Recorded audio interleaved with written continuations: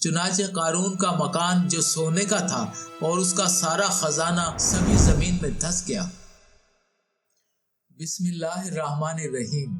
قارون حضرت موسیٰ علیہ السلام کے چچا یسہر کا بیٹا تھا۔ بہت ہی شکیل اور خوبصورت آدمی تھا، اسی لیے لوگ اس کے حسن و جمال سے متاثر ہو کر اس کو منور کہا کرتے تھے۔ اس کے ساتھ ساتھ اس میں یہ کمال بھی تھا کہ وہ بنی اسرائیل میں تورات کا بہت بڑا عالم اور بہت ہی ملنسار و بااخلاق انسان تھا، اور لوگ اس کا بہت ہی ادب و احترام کرتے تھے۔ لیکن بے شمار دولت اس کے ہاتھ میں آتے ہی اس کے حالات میں ایک دم تغیر پیدا ہو گیا، اور سامری کی طرح منافق ہو کر حضرت موسیٰ علیہ السلام کا بہت بڑا دشمن ہو گیا اور اعلیٰ درجے کا متکبر اور مغرور ہو گیا۔ جب زکوٰۃ کا حکم نازل ہوا تو اس نے حضرت موسیٰ علیہ السلام کے روبرو یہ عہد کیا کہ وہ اپنے تمام مالوں میں سے 1000واں حصہ زکوٰۃ نکالے گا، مگر جب اس نے مالوں کا حساب لگایا تو ایک بہت بڑی رقم زکوٰۃ کی نکلی۔ یہ دیکھ کر اس پر ایک دم حرص و بخل کا بھوت سوار ہو گیا، اور نہ صرف زکوٰۃ کا منکر ہو گیا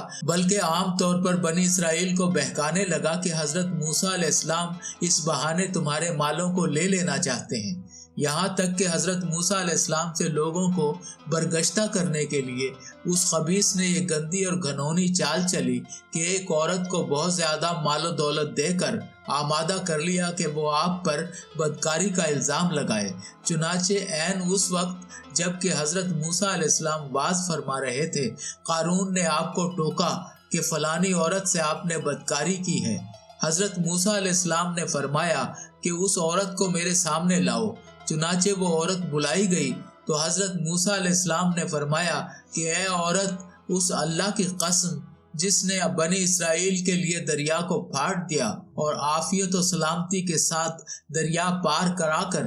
فرعون سے نجات دی، سچ سچ کہہ دے کہ واقعہ کیا ہے۔ حضرت موسیٰ علیہ السلام کے جلال سے عورت سہم کر کانپنے لگی، اور اس نے مجمع عام میں صاف صاف کہہ دیا کہ اے اللہ عز و جل کے نبی، مجھ کو قارون نے کثیر دولت دے کر آپ پر بہتان لگانے کے لیے آمادہ کیا ہے۔ اس وقت حضرت موسیٰ علیہ السلام آپ دیدہ ہو کر سجدہ شکر میں گر پڑے، اور بحالت سجدہ آپ نے یہ دعا مانگی کہ یا اللہ، قارون پر اپنا قہر و غضب نازل فرما دے۔ پھر آپ نے مجمع سے فرمایا کہ جو قارون کا ساتھی ہو وہ قارون کے ساتھ ٹھہرا رہے، اور جو میرا ساتھی ہو وہ قارون سے جدا ہو جائے۔ چنانچہ 2 خبیثوں کے سوا تمام بنی اسرائیل قارون سے الگ ہو گئے۔ پھر حضرت موسیٰ علیہ السلام نے زمین کو حکم دیا کہ اے زمین، تو اس کو پکڑ لے، تو قارون ایک دم گھٹنوں تک زمین میں دھس گیا۔ پھر آپ نے دوبارہ زمین سے یہی فرمایا تو وہ کمر تک زمین میں دھس گیا۔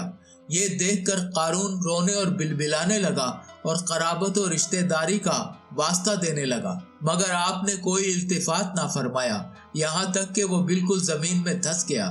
2 منحوس آدمی جو قارون کے ساتھی ہوئے تھے لوگوں سے کہنے لگے کہ حضرت موسیٰ علیہ السلام نے قارون کو اس لیے دھسایا ہے تاکہ قارون کے مکان اور اس کے خزانوں پر خود قبضہ کر لیں۔ تو آپ نے اللہ تعالیٰ سے دعا مانگی کہ قارون کا مکان اور خزانہ بھی زمین میں دھس جائے۔ چنانچہ قارون کا مکان جو سونے کا تھا اور اس کا سارا خزانہ سبھی زمین میں دھس گیا۔ قرآن مجید میں ہے، بے شک قارون موسیٰ کی قوم سے تھا، پھر اس نے قوم پر زیادتی کی اور ہم نے اس کو اتنے خزانے دیے جن کی کنجیاں اٹھانا ایک طاقتور جماعت پر بھاری تھی۔ حضرت موسیٰ علیہ السلام نے قارون کو جو نصیحت فرمائی وہ یہ ہے کہ جس کو قرآن مجید نے بیان فرمایا ہے۔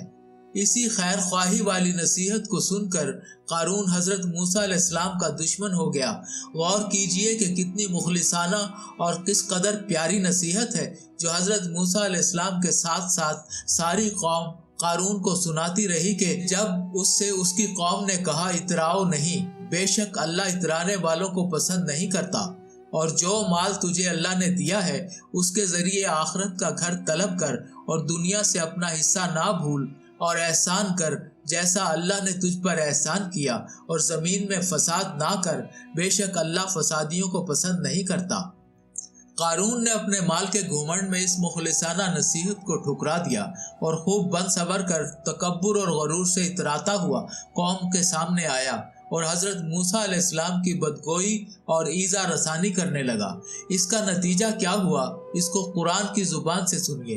اور خدا کی اس قاہرانہ گرفت پر خوف الہی سے تھراتے رہیے۔ قرآن پاک میں ہے تو ہم نے اسے اور اس کے گھر کو زمین میں دھسا دیا تو اس کے پاس کوئی جماعت نہ تھی جو اللہ کے مقابلے میں اس کی مدد کرتی اور نہ وہ خود اپنی مدد کر سکا۔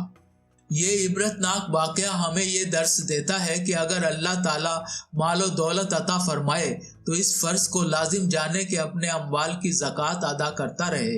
اور ہرگز اپنے مال و دولت پر غرور اور گھمنڈ کر کے نہ اترائے، کیونکہ اللہ تعالیٰ ہی دولت دیتا ہے اور جب وہ چاہتا ہے پل بھر میں دولت چھین بھی لیتا ہے۔ اور ہر وقت اس کا دھیان رکھتے ہوئے تواضع اور انکساری کی عادت رکھے اور ہرگز کبھی انبیاء و اولیاء و صالحین کی ایذا رسانی و بدگوئی نہ کرے کہ ان مقبولان بارگاہ الہی کی دعا اور بد دعا سے وہ ہو جایا کرتا ہے جس کا لوگ تصور اور خیال بھی نہیں کر سکتے۔